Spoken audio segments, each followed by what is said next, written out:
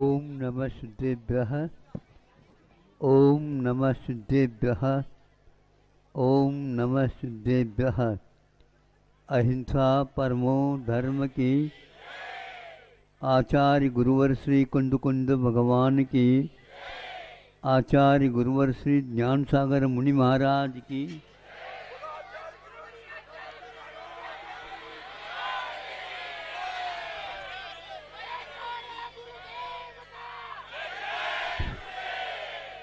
सुनो,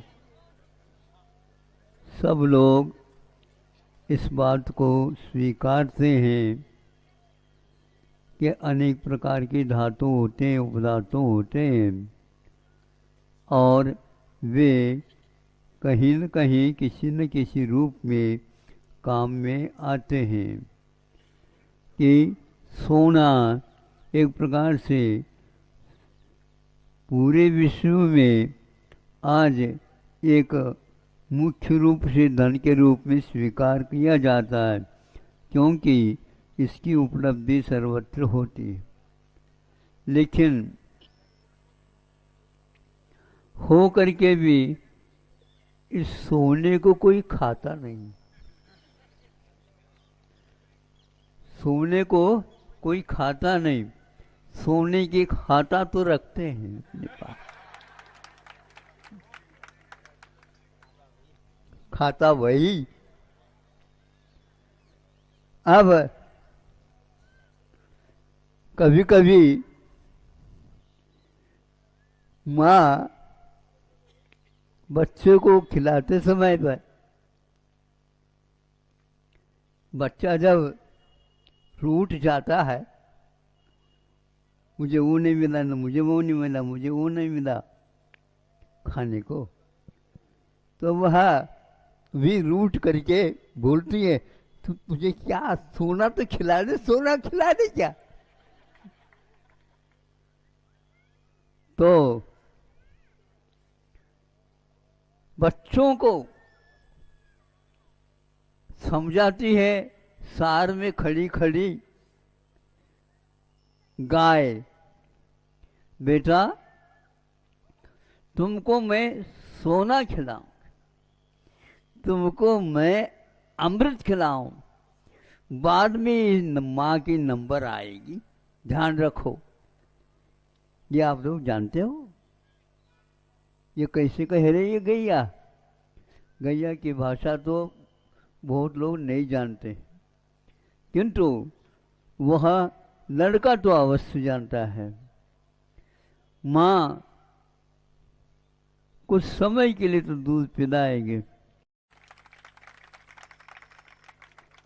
अब सोचो तो सही, इतना ही नहीं, इस दूध के साथ साथ वह सोना भी खिलाती है। ये आयुर्वेद ग्रंथ में लिखा हुआ आपके सामने रखा हमने। एलोपैथी की पूजा करने वाले इसको, इस रहस्य को नहीं समझ पाएंगे। पहले शुरुआत से ही वह गाय उस बच्चे के लिए दूध पिलाती है, और गाय के दूध में सोना रहता है, यह आप लोगों को ज्ञात नहीं है। उसी सोने का यह चमत्कार है, आपकी बुद्धि बढ़ती है। वर्तमान का सोना दिमाग खराब कर देता है, और ये गाय का जो दिया हुआ सोना है, यह बुद्धि को ठिकाना लाता है। अब ठिकाने पर आना चाहते हो? खाना तो चाहते लेकिन ठिकाना नहीं आते आप। गाय कहती है कि मेरा यहाँ नियम है, सब बच्चों को वह दूध अमृत मिश्रित है, उसको अमृत कहा है, और उस सोने को एक प्रकार से बुद्धिवर्धक माना है। इसके उपरांत जो सार बोलते हैं, सार दूध का सार क्या है? तो वह घृत है। इस घृत में आप पहचान सकते हैं वो पीला पीला क्या है? बोलो। हाँ, खाने के लिए तो चाहिए आप लोगों को। 3-4 तो बातें हमने बता दी, तो जिंदगी में आपको कदम कदम पर, श्वास श्वास पर मिल रहा है। उस दूध में भी पीला पीला मन रहता है, खुल्लम खुल्ला घी में तो पीला रहता है, और वह पहलवानों के लिए भी खुराक हो जाता है।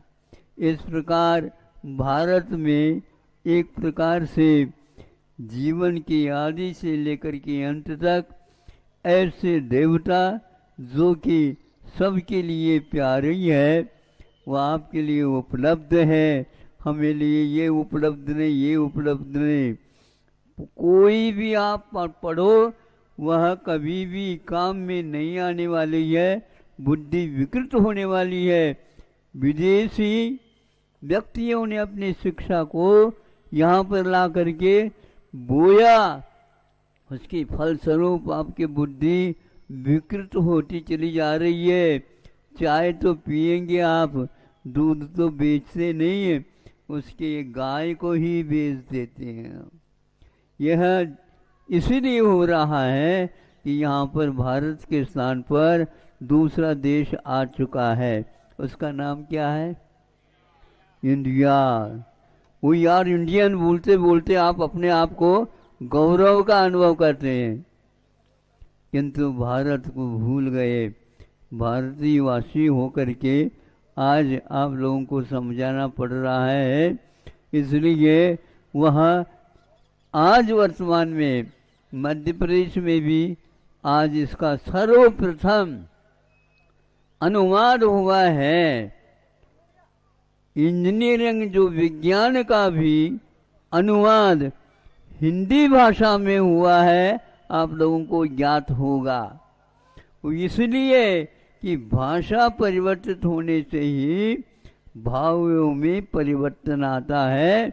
इसलिए यहाँ के भी मुख्यमंत्री वगैरह के सामने आप प्रार्थना कर सकते हैं, ये जितनी भी विदेशी विद्याएं हैं इनका अनुवाद कम से कम करके इन बच्चों को भारत क्या है और इंडिया में क्या विकृति है, हिंसा के उपासक बना सकते हैं।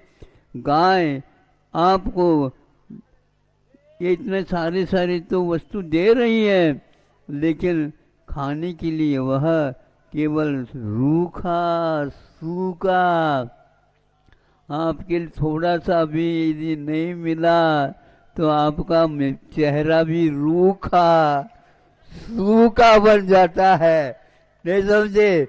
लेकिन आपको एकदम 10-15 मिनट भी नहीं लगता और आपका तेज जो है टपकने लग जाता है।